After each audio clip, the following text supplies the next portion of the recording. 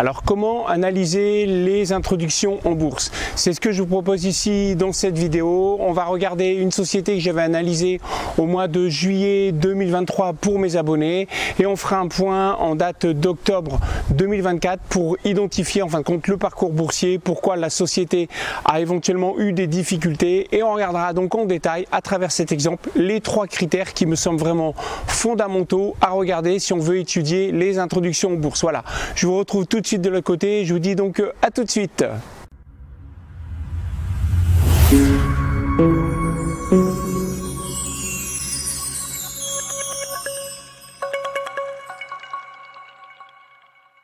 Alors on va donc détailler les 3 fameux critères fondamentaux qui sont à regarder pour les introductions en bourse avec l'exemple de la société Vinpai, donc qui est une société qui a été introduite en bourse au mois de juillet 2023 et sur laquelle j'avais fait un PDF en fait d'analyse de l'introduction en bourse pour mes abonnés. Alors donc cette société elle a été mise en bourse à 6,55 €, donc ce qui l'a valorisé à peu près à 20 millions d'euros donc en juillet 2023. Depuis le cours de bourse a été divisé par 2 pour s'établir à 3,70 €, donc le 3 octobre 2024, date à laquelle je fais cette vidéo.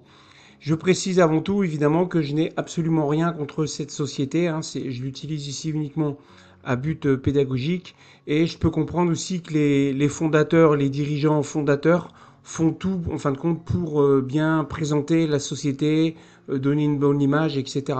Après d'un autre côté, nous lorsqu'on est investisseur puis quelque part on est de l'autre côté de la barrière, il faut qu'on fasse aussi nos devoirs pour savoir quels sont les risques associés des investissements éventuels qu'on pouvait faire, notamment ici lors de l'introduction en bourse. Et je précise que je ne suis pas actionnaire de cette société Vinpai.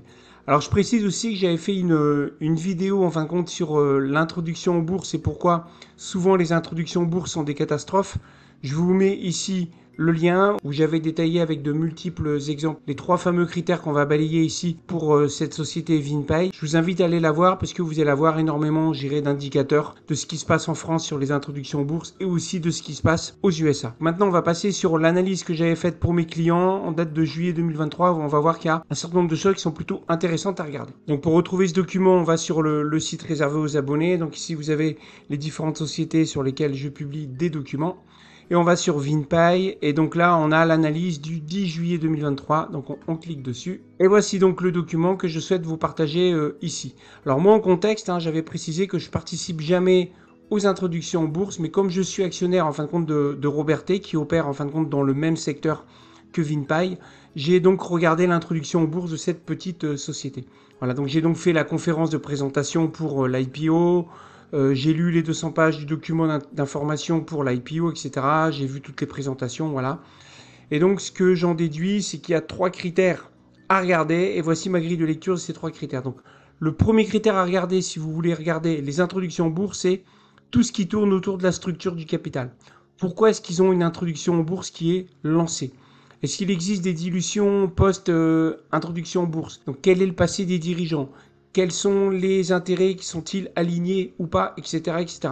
Donc tout ce qui tourne autour du capital, pourquoi il lève des fonds, que va faire cet argent, il va être destiné à quoi, c'est vraiment le critère numéro 1 qui, pour moi, est un critère primordial en fin de compte dans les introductions en bourse parce que vous allez voir que derrière, il y a énormément d'informations puis d'indicateurs sur les suites possibles. Après, le deuxième critère, c'est le contexte boursier avec la valorisation de la société. Est-ce qu'il est plutôt fortement valorisé, moyennement valorisé? Est-ce qu'on est plutôt sur quelque chose qui est à la mode? Typiquement, en ce moment, par exemple, on a l'intelligence artificielle. On a eu aussi tout ce qui est énergie renouvelable, l'hydrogène, voire même l'hydrogène vert, entre guillemets, etc., etc. Donc ça, c'est le deuxième critère qui tourne autour de la valorisation de la société. Et le troisième critère, c'est l'analyse fondamentale de la société. Est-ce qu'elle est jeune? Est-ce qu'elle gagne de l'argent? Etc. Ses perspectives. Donc ça, c'est un critère, je dirais, qui est valable aussi pour toutes les sociétés, qu'elles soient nouvellement arrivées en bourse ou qu'elles soient en bourse depuis plus de 20 ans. C'est le critère d'analyse fondamentale. Alors au niveau de cette société, donc les fondateurs, ce sont donc ces deux personnes qui sont donc présents au capital, qui ont dépassé, j'irais plutôt de dirigeants, en fin de compte, soit dans l'agroalimentaire, soit éventuellement, en fin de compte, des gens qui ont fait du MBA, du management de fonds d'investissement, avec ici éventuellement des expériences en consultant stratégie. Donc c'est des personnes qui sont plutôt expérimentées, aussi bien en termes d'audit, en termes de stratégie et en termes d'activité sur tout ce qui est agroalimentaire. Donc la société a fait quoi? En fin de compte, elle possède 2 sites de production en Bretagne et elle est spécialisée dans les ingrédients végétaux. C'est-à-dire qu'elle se source à partir de végétaux, elle fabrique des ingrédients pour l'agroalimentaire, la cosmétique, la nutraceutique et le bien-être. Donc là, on retrouve effectivement les mêmes business units que peuvent avoir des acteurs comme Givaudan, Robertet, etc. Donc elle est présente dans plus de 35 pays et son sourcing est fait dans divers pays dans le monde avec des partenariats. Donc, au niveau du chiffre d'affaires, c'est vraiment une petite société puisqu'elle faisait 6,2 millions de chiffre d'affaires en 2022. Elle est montée à 7 millions sur 2023 et 50% de ses ventes est à peu près à l'étranger et présence dans 35 pays. On retrouve ici les 3 business units, donc les clients finaux sont dans l'agroalimentaire, la cosmétique ou le bien-être et donc qui se sourcent à partir d'algues marines ou d'huiles essentielles et donc derrière fibres végétales. Alors le portefeuille client, donc c'est là qu'on voit des clients qui sont plutôt connus. Donc c'est des clients qui sont que des entreprises, donc qui font vraiment du B2B. Donc ils adressent par exemple LDC, le leader européen de la volaille. Vous avez Bonduelle qui est aussi bien connu dans tout ce qui est conserve surgelée. Vous avez Vivien Paille, vous avez William Sorin, etc. Puis au niveau des cosmétiques et bien-être, vous avez aussi des sociétés plus ou moins connues comme par exemple Clairjoie, etc., etc. Donc le sourcing, donc qui se source à travers 300 fournisseurs avec 400 matières premières, donc essentiellement végétales. Donc une offre en B2B, vous voyez qu'ils sont plutôt orientés aussi vers l'international avec la moitié du chiffre d'affaires qui est en dehors de la France. Donc vous avez 13% en Europe, 14% en Amérique, 22% au Moyen-Orient et l'Asie qui vient d'ouvrir. Croissance du chiffre d'affaires, alors ça c'est vraiment quelque chose qui est très important parce qu'on va voir que ça dimensionne la suite. Vous avez une société qui a vraiment beaucoup de croissance du chiffre d'affaires, c'est-à-dire qu'elle fait quelque chose comme plus 20% par an de chiffre d'affaires. Donc en 2017, elle faisait 1,2 million, elle est passée à 1,6 million l'année qui suit, puis 2,6 millions, puis 4,4 millions, puis 5,1 millions, puis 6,2 millions, etc., etc. Et vous voyez ici la marge brute qui monte aussi en termes de pourcentage pour finir vers plus de 50% de marge brute sur l'exercice 2022. Alors, on remarque que je peux faire ici, c'est que la société ne communique pas sur sa rentabilité, mais uniquement sur sa marge brute. Par contre, lorsqu'on va dans les détails de la note d'introduction en bourse, on peut voir qu'en fin de compte, c'est une société qui fait que des pertes depuis sa création en 2011. Mais on y reviendra plus loin. Alors, au niveau du compte de résultat, donc ça, c'est un extrait de ce qui avait été publié pour l'introduction en bourse. Ce qu'on peut voir, c'est que le chiffre d'affaires, comme on l'a vu, il est plutôt en hausse. La marge brute, elle est elle aussi plutôt en hausse à la fois en valeur mais aussi en pourcentage.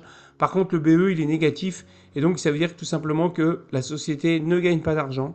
Même avec le petit retraitement de 2022, puisqu'il y avait une introduction bourse qui avait été, je dirais, capotée en 2022, qui avait coûté 600 000 euros à la société, on aurait retraité de ça, de l'effet exceptionnel, on aurait un EBE négatif de quelque chose comme 300 000 euros. Donc la société ne gagne pas d'argent. Et lorsqu'on regarde les comptes depuis que la société existe, c'est une société qui est en forte croissance mais qui n'a jamais encore gagné de l'argent. Côté bilan, voilà, quelque chose qu'on peut toujours voir. N'oubliez pas ce que je dis souvent. Donnez-moi votre bilan, je vous dirai comment vous gérez. Donc ce qu'on peut voir, c'est que côté actif, vous avez en actifs immobilisés 4 millions, à peu près 4 millions 4. Il y a beaucoup d'incorporels. Et ce qu'on peut voir, c'est qu'il y a une politique de R&D où ils immobilisent la R&D. Donc ça, plutôt quelque chose que je n'aime pas trop, on y reviendra tout à l'heure.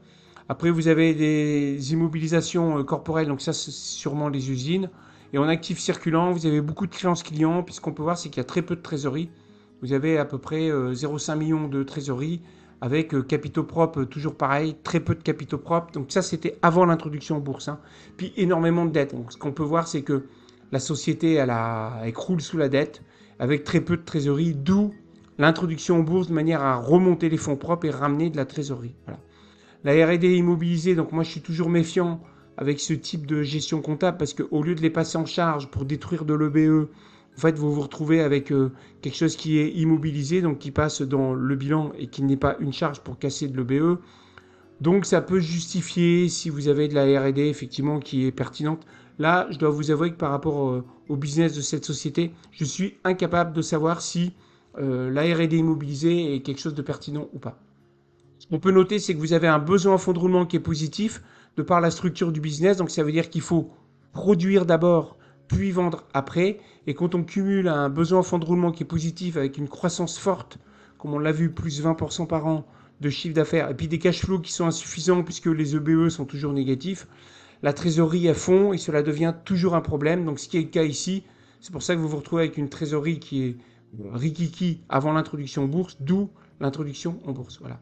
Alors les objectifs affichés pour 2025, moi je les avais trouvés particulièrement ambitieux puisque la société faisait 6 millions de chiffre d'affaires en 2022, elle avait fait plus 42% au S1 2023 et elle a affiché un objectif de 16 millions, donc ça veut dire qu'une croissance énorme pour passer à peu près de 6 millions jusqu'à 16 millions en quelque chose comme 3 ans. Donc ça c'est énorme, donc j'avais trouvé ça particulièrement ambitieux et on y reviendra. Alors ça, c'est quelque chose qui est particulièrement intéressant. Ça fait partie du fameux critère 1. Pourquoi il y a l'introduction en bourse? Donc ici, vous avez l'utilisation prévue du cash de l'introduction en bourse. Donc vous avez 40% va être amené à financer le BFR et l'endettement. Donc financer le BFR actuel et l'augmentation liée à la croissance attendue de l'activité. Puisque je rappelle, quand vous doublez, j'irai quelque part de chiffre d'affaires ou vous le triplez, vous allez avoir un BFR qui va aussi doubler ou tripler. Donc autant de trésorerie qu'il va falloir que vous achetiez en fin de compte vos produits, que vous les stockiez chez vous avant d'aller derrière faire du chiffre d'affaires avec de la marge. Et rembourser la dette pré-IPO, donc on y reviendra. L'outil industriel va supporter 35%.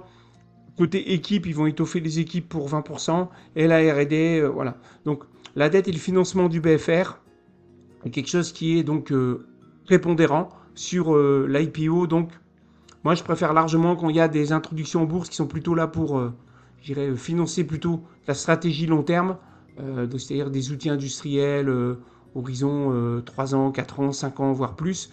Tandis que là, on a uniquement un tiers qui va dans l'outil industriel et puis plus de 40% qui vont aller dans le BFR et l'endettement. Donc là, on est plutôt sur financement court terme.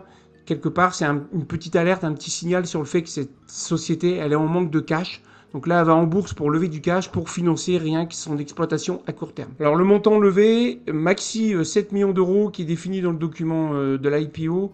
Alors souvent, les petites IPO, elles lèvent moins de 8 millions d'euros et on va expliquer pourquoi par la suite. Alors ça aussi, il faut faire attention. Vous allez avoir moins d'informations quand il y a des petites introductions en bourse de moins de 8 millions et on verra pourquoi, plutôt que les grosses introductions en bourse. Alors structure de l'actionnariat, donc avant l'introduction en bourse, vous avez Chris Project qui avait à peu près 37%. Donc ça, c'est un fonds qui est breton. Vous avez les deux fondateurs qui sont dirigeants qui avaient 32 et 22%. Et puis d'autres acteurs business angels qui avaient à peu près 9%. Et donc, à l'issue de l'opération, on serait arrivé avec quelque part d'autres investisseurs qui seraient arrivés au capital. Élargissement du flottant à quelque chose comme 15-18%. Et en fonction de la location, on se retrouve grosso modo à avoir un flottant qui monte plus ou moins fort et puis une dilution plus ou moins forte de ceux qui sont présents au capital. Donc ça, c'est vraiment important de savoir comment évolue la structure de l'actionnariat, parce que là, on est vraiment sur le critère 1. À quoi sert l'introduction en bourse? Bon, on l'a vu. Et on est aussi sur le pendant du critère 1. Qui c'est qui va apporter des titres? Est-ce qu'il y a une augmentation de capital ou pas? Donc il est primordial donc, de regarder si l'introduction en bourse permet à des dirigeants ou des fonds de sortir. Donc si vous avez des fonds de private equity qui en profitent pour sortir, il faut voir le track record du fonds. Si c'est des fonds qui sont plutôt brillants, il faut faire attention. Ils auront sûrement tendance à vouloir mettre en bourse quelque chose à des valorisations plutôt élevées. On sera donc sur les prochains critères. Bon, ici, ce n'est pas le cas. Il n'y a pas de fonds qui sort. Il n'y a pas de dirigeants qui vendent. Voilà. Par contre, on verra, il y a un dirigeant qui va quand même recevoir de l'argent selon le succès de l'introduction en bourse. Donc on y reviendra. Alors VinPay donc, vise une IPO pour lever de l'argent frais, mais pour moins de 8 millions. Alors pourquoi est-ce que moins de 8 millions, c'est quelque chose qui doit attirer votre attention? Parce que dans la réglementation, quand vous êtes en dessous de moins de 8 millions d'euros qui vont être levés, vous allez avoir des informations qui vont être plutôt restreintes, puisque le prospectus IPO avec un visa AMF, il est uniquement requis si vous avez plus de 8 millions d'euros. Donc là, ce n'est pas le cas. Donc on aura juste un petit document d'information entre guillemets qui faisait quand même 200 pages, mais qui sera son visa AMF. Donc comme je l'indique dans ma vidéo sur les introductions en bourse, il est toujours mieux d'avoir en fin de compte le prospectus qui est validé AMF plutôt qu'un simple document d'information IPO qui sera donc sans visa AMF. Alors non pas que l'AMF permette d'éviter des pièges, etc., mais ça fait une ligne de contrôle en plus. Donc méfiez-vous, les introductions en bourse de moins de 8 millions d'euros, il y a moins de contrôle que les introductions en bourse qui font plus de 8 millions d'euros. Voilà. Bon, pour autant, moi, comme j'ai dit ici, le document d'information de cette IPO faisait quand même 200 pages. Alors après, on va arriver sur les risques financiers. Et là, on rentre vraiment dans le dur. Ce qui est mis ici, c'est que la société a procédé à une revue spécifique de son risque de liquidité et considère ne pas être en mesure de faire face à ces échéances à horizon 12 mois. Donc là, on était lors de l'introduction en bourse. Donc la société estime que sa trésorerie à fin janvier 2023, d'un montant de 350 000 euros, devrait lui permettre de couvrir jusqu'à fin septembre 2023. Donc là, ça veut dire que clairement, vous avez une société qui arrive en bourse à l'été 2023 qui explique qu'à horizon septembre 2023, ça va être compliqué d'assurer et gérer le paiement des coûts fixes. Donc Vinpai, c'est donc une société qui est jeune, créée en 2011, qui a toujours perdu de l'argent. Et on se rend compte qu'à septembre 2023, il est clairement indiqué qu'elle n'a plus assez de trésorerie pour continuer son exploitation. Donc ça, évidemment, c'est un gros warning.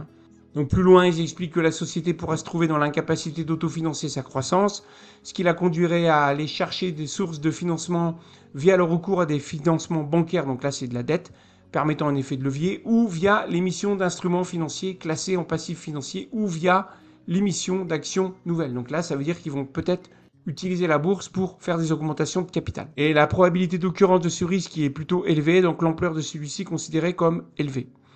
Donc Vinpai, c'est donc une société de croissance, puisque le chiffre d'affaires y croît de 20% par an. Et pour accompagner sa croissance future, le risque de faire appel au marché ou avoir de la dette qui est jugée élevée, selon le classement des risques. Donc, warning, warning. Et je rappelle que quand une société a des problèmes de trésorerie avec un BFR qui est positif, si on double l'activité, il est probable que le BFR y double. Donc doubler l'activité, c'est une bonne chose, mais ça accentue le problème de trésorerie dans les cas où le BFR est positif, ce qui est le cas ici. Alors autre chose aussi, pourquoi cette introduction en bourse? On peut voir une réponse dans le document, c'est-à-dire qu'un des deux fondateurs, en fin de compte, il avait consenti un abandon de créances pour un montant d'1,2 million, c'est-à-dire qu'en fin de compte, en décembre 2020, il avait avancé lui-même son argent perso dans la société, il avait fait une avance de trésorerie en disant, en attendant que la société fasse un retour à meilleure fortune, je lui prête 1,2 million et voilà. Et en fin de compte, il apparaît que l'introduction en bourse va servir à rembourser tout ou partie de cette avance compte courant. C'est pour ça qu'on se retrouve avec ici cette partie BFR et endettement 40%. Vous avez une partie remboursement de la dette pré-IPO, c'est notamment ça. Donc vous avez un des deux fondateurs qui a avancé 1,2 million, puis en fonction de la levée en fin de compte de fonds en bourse, est-ce qu'ils vont aller jusqu'à 7 millions, plutôt 6, etc. Il va être plus ou moins remboursé de son avance compte courant d'1,2 million. Après, en allant plus loin dans le document IPO, on voit qu'il y a aussi des obligations.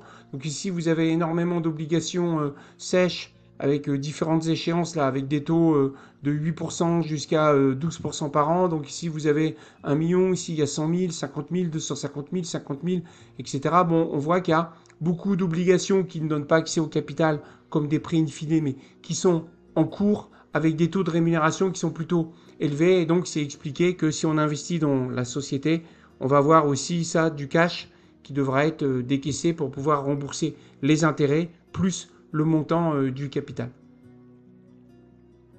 Et on remarque les commissaires aux comptes, donc Ernst & Young, met notamment qu'il y a des circonstances susceptibles de mettre en cause la continuité d'exploitation décrites dans le fait caractéristique. Voilà. Donc le risque sur la continuité d'exploitation, il est clairement mis en avant dans les commissaires aux comptes au moment de l'introduction en bourse. Donc en conclusion, la synthèse de mon papier de 18 pages, là, ici, c'est qu'on a ici clairement une société qui court après le cash, dans un contexte avec un BFR qui est plutôt positif, avec une croissance forte et puis des objectifs CAP 2025 qui me semblent vraiment ambitieux, puisqu'on est sur du chiffre d'affaires qui était à 6 millions en 2022, ça visait 16 millions pour 2025. Avec toutes les dettes qui sont en cours, il y a beaucoup de cash flow à sortir pour les rembourser, avec des taux d'intérêt qui sont plutôt élevés. Est-ce que les cash flows sont suffisants pour ça? On verra la suite. Mais côté valorisation, on avait quand même une offre qui était à prix ferme, donc on pouvait vraiment la calculer. Donc la société n'a jamais gagné d'argent. Elle va être valorisée entre 20 et 22 millions d'euros de capitalisation boursière post-IPO. Donc par rapport aux 3 critères que je vous ai mis en avant, on peut maintenant les rebalayer et refaire une synthèse. Donc critère numéro 1, tout ce qui concerne la structure du capital. Pourquoi l'introduction en bourse? Donc on a les réponses. Donc l'introduction en bourse, elle est là pour financer la croissance, rembourser un des deux fondateurs, permettent à des créanciers de transformer la dette en titre. Après, vous avez aucun dirigeant qui vend des parts et comme la société elle crame du cash, le recours à des augments de capital reste possible. Après, le critère numéro 2, le contexte boursier et la valorisation. Sommes-nous en période propice à des valorisations élevées? Là, on a une valorisation que moi j'ai jugée très élevée, plus de 20 millions d'euros pour une société qui, je le rappelle, fait de la croissance mais ne gagne pas d'argent. Le critère numéro 3, l'analyse fondamentale de la société. Est-ce qu'elle est jeune? Est-ce qu'elle gagne de l'argent? Bon, déjà, la société, elle est jeune. Elle a été créée en 2011. Et je rappelle qu'il est toujours plus difficile d'évaluer une société qui est jeune, entre guillemets, c'est-à-dire qu'elle a une bonne dizaine d'années, plutôt qu'une société qui a un track record de 30 ans, 40 ans, 50 ans. Voilà. En plus, cette société, elle perd de l'argent depuis sa création. Alors, la croissance, elle est bien là sur une tendance long terme, sur tout ce qui est naturel, etc. Effectivement, c'est plutôt quelque chose qui est... j'irai avec un trend plutôt long terme. Le positionnement affiché par rapport à des concurrents comme Robertet, chez Vinpai, on est les seuls à répondre aux problèmes de fonctionnalité. Bon, moi je me suis renseigné avec Robertet, c'est pas tout à fait le son de cloche que j'entends notamment chez Robertet. Donc moi, sans surprise, ce que j'avais dit en juillet 2023, c'est que je ne participerai pas à cette introduction et puis donc je vais suivre la société pour suivre le secteur. Et qu'a-t-on appris hier, donc en date du 2/10 2024. Donc, si je retourne sur le site de la société, on a ici le communiqué avec les résultats semestriels de 2024 qui sont donc ici. Donc toujours une croissance du chiffre d'affaires de 28%. Donc je rappelle, ça consomme du BFR, ça va énormément être copieux en capitaux. Là, premier warning, décalage des objectifs du chiffre d'affaires de 16 millions de BE de 10% à 2026. C'est ce qu'ils nous avaient vendu lors de l'introduction en bourse pour 2025. Là, ils le décalent à 2026 et ils disent qu'il y a une croissance dynamisé à court terme par la commercialisation de nouveaux produits. Donc ça marche plutôt bien. Par contre, ce qui est plutôt, au-delà des chiffres, ce qui est plutôt une mauvaise nouvelle, c'est qu'ici, vous avez ça. Position de la trésorerie, je rappelle, c'est une société qui, la note IPO le disait, elle court après le cash, elle fait de la croissance, elle crame du cash, elle court après le cash. Il disait que le 30 septembre 2024, la position de la trésorerie de la société renforcée au cours du troisième trimestre par une avance de compte courant d'associés d'un des actionnaires fondateurs. Donc s'élevé à 184 000 euros contre 269. Donc voilà. Donc on a un des deux fondateurs qui a refait une avance concurrente. Je rappelle qu'il avait perçu une partie de remboursement grâce à l'introduction en bourse, mais là il a remis au pot. Donc là on ne sait pas trop de combien, mais il a remis au pot. Donc au regard de cet élément, la société n'est pas en mesure de rembourser le montant en capital de ses dettes moyen long terme arrivant à maturité dans les 12 mois à venir. Elle estime que les disponibilités actuelles lui permettent de faire face à toutes ces échéances jusqu'en décembre 2024. Par conséquent, la société cherche activement d'autres sources de financement pour refinancer ses dettes en les rééchelonnant ou pour refinancer son développement. Donc là, on va dire peut-être des augmentations de capital, des OCA, etc., etc. Donc voilà, donc ce qu'on peut dire, c'est que les trois critères à regarder que sont structure du capital, pourquoi l'IPO, la valorisation et l'analyse fondamentale nous montrent ici avec un exemple quand vous avez une société qui est en forte croissance et puis qui donc crame du cash parce qu'elle n'est toujours pas, j'irais, en autofinancement et elle court après le cash avec une forte croissance, BFR positif, vous avez, j'irais, là tous les ingrédients pour que la société ait du mal à se développer. Bon, voilà, donc j'ai fini avec cette vidéo. Donc je vous rappelle mon partenariat avec Zone Bourse. Donc si vous voulez bénéficier de réductions exclusives, en ce moment il y a moins 20% sur les abonnements annuels. Vous avez le lien dans la barre de description. Je précise que c'est un lien affilié.